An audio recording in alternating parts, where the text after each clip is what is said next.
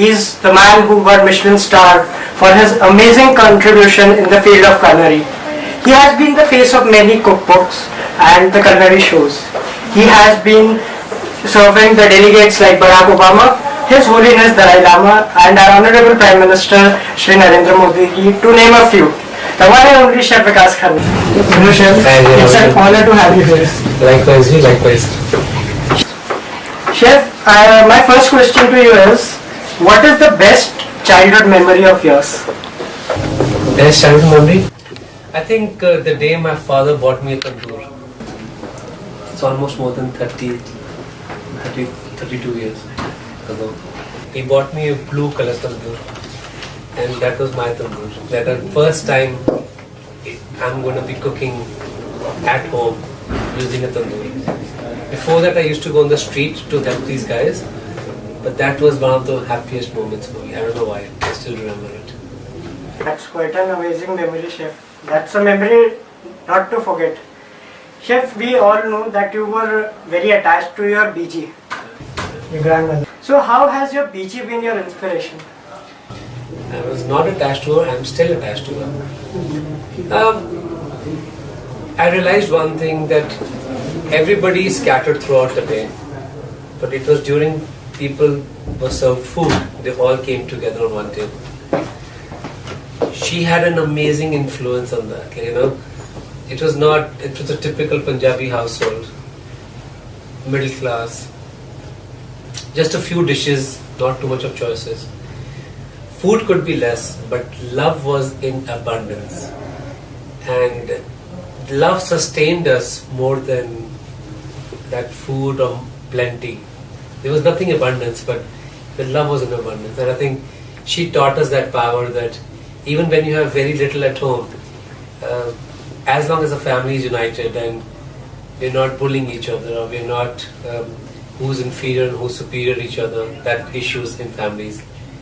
So she taught us that how to be one with food, and I think I really respect her. We have such a huge family all over Kolkata, New Delhi, Bombay, different parts of Punjab. Her cooking united everyone, because everybody called and said, we miss that, and that became a reason for them to come and unite the family. I thought that was amazing. Wow, Chef. Chef, you're back to your roots, you're back to the temple, your alma mater. So how does WGSHA what role WGSHA plays in your life today? You know, Ajay, the way you're speaking English, when I was in your age and in the college, I didn't speak a single word. So even when I sat in the class, everything they spoke was foreign to me.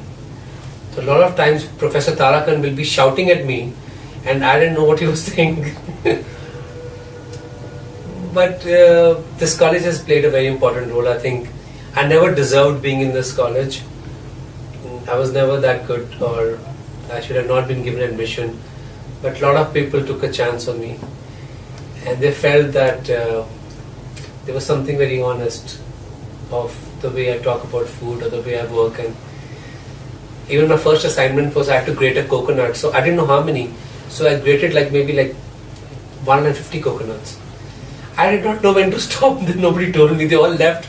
I'm still grating, and I'm very grateful to my memories because they shaped me. I'm very grateful because I fell in love with South India when I was here, and Udupi is a very big reason that why I love Manipal, is because of the Krishna temple there and my connection with so many teachers in Manipal and Udupi both, and I kept connected to them even when I was total failure.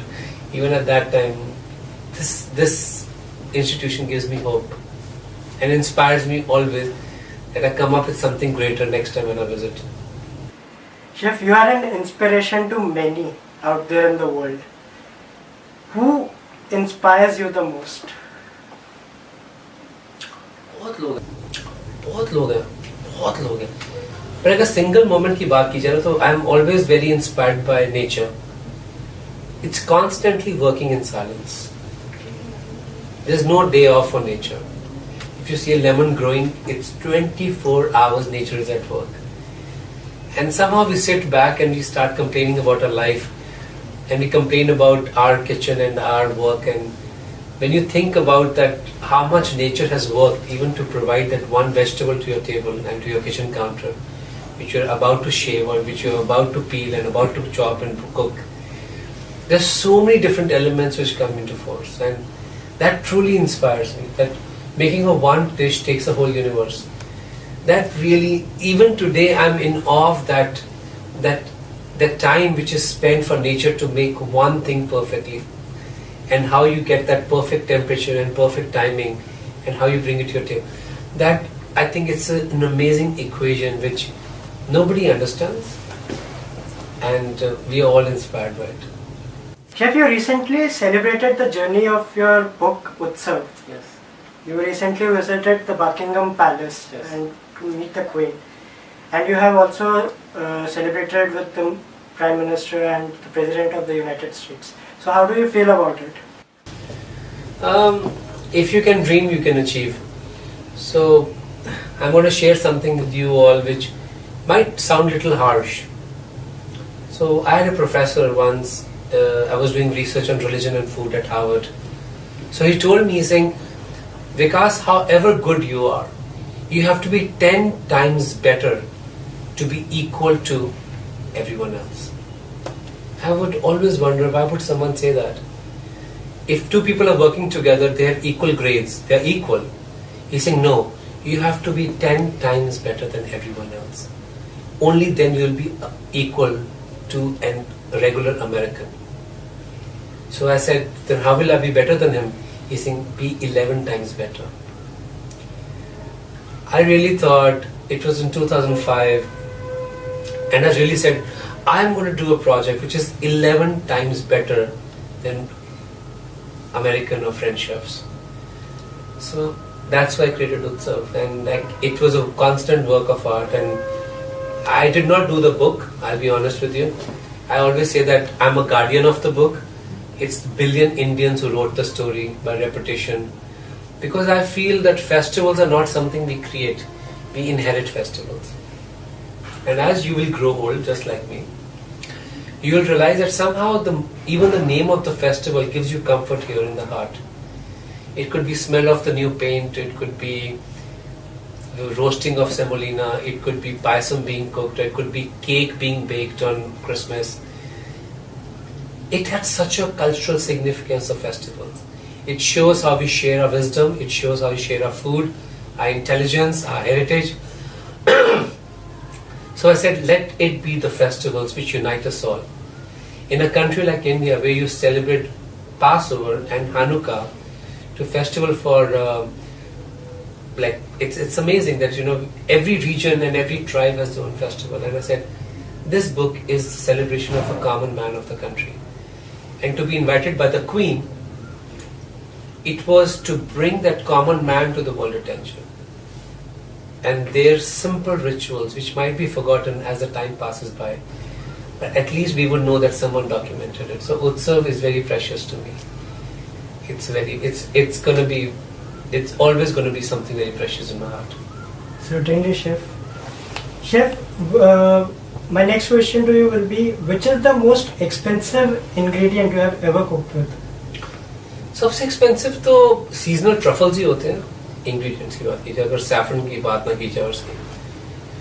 Truffles are actually the most expensive. Truffles सबसे ज़्यादा expensive, especially the fall truffles are very expensive. And sometimes they don't refrigerate and you go crazy, and it's an expensive. Chef, my last question to you would be, we all know success does not come easy in life. So what is the one message you would love to give it to our young chefs? So there's a guy called Karan Bilani. He's just written a book on my life. The book is called Buried Seeds. It was inspired by this proverb which said, they came to bury us, they forgot we were seeds. So I want to tell all the chefs that during your career, during your life, during your time period in kitchens, working in hotels, there will be many times when you'll be buried. There will be many times you'll be bullied, many times you'll be destroyed, shamed, treated badly. It's just supposed to, you're going to go through that to make you stronger. And like a small tree which has a small seed which can resist even gravity and one day rise to become a tree. You've got to think about that kind of resistance. And one thing I tell people, which some people get it, some don't, I said, to rise as a chef or to be rising as an artist, you've got to have skin of an elephant and you've got to have a heart of a poet. Extreme combination. You've got to live with it. That is the only reason you can be the last person standing in your profession, in your kitchen, in your industry. Constantly think that as a poet, but be as thick-skinned that nothing affects you. Thank you, Chef, for giving us your precious time. It was an honor having you on our interview, and we look forward to you again and again. You motivate us somewhere, somehow. So guys, that was Chef Vikas Khanna with us. That's your host Ajay Sharma signing off. Thank you.